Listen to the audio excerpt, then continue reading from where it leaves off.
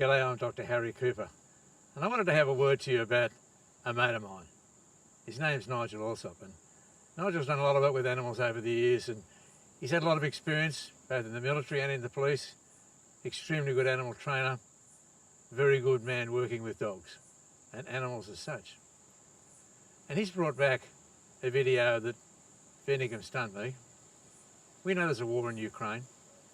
We know what's happening to people, to buildings, to lives, but I guess so many of us don't ever think about what's happening to the family unit. I mean, the family unit is not just mum and dad and the kids, and maybe grandpa and grandpa too, but it's the dog.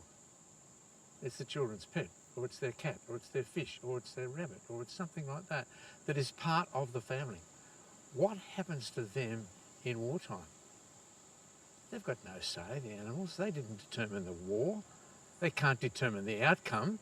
But what they can do is depend on us as human beings to look after their needs. And that's what Nigel and his mates went over there and did. They made sure that the aid that was supplied went to the right places. And you know he's going back again. Crazy bloke, but crazy in the right sort of way. That's what Nigel's like. So he's going back again, and this time he's looking not so much at domestic animals, although I know that of course will be a big part of his life, but he'll be looking at zoo animals. Now imagine the trauma that they would be going through.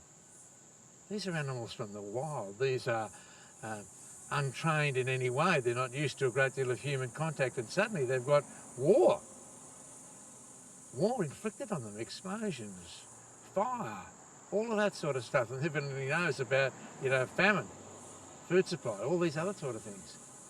It's very hard.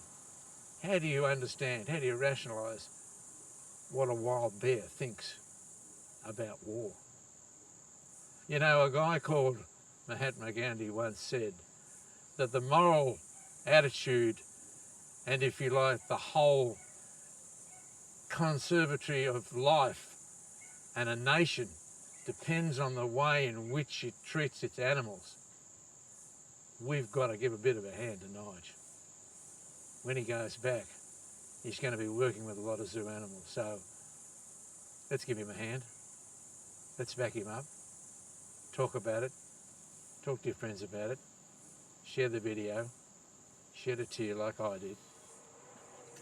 And as a bike speeds past, think about how many animals will never be able to run alongside a bike ever again. It's a tragedy, or has always been a tragedy. But as Eric Bogle once said, unfortunately, like Willie McBride, it's all happened again and again and again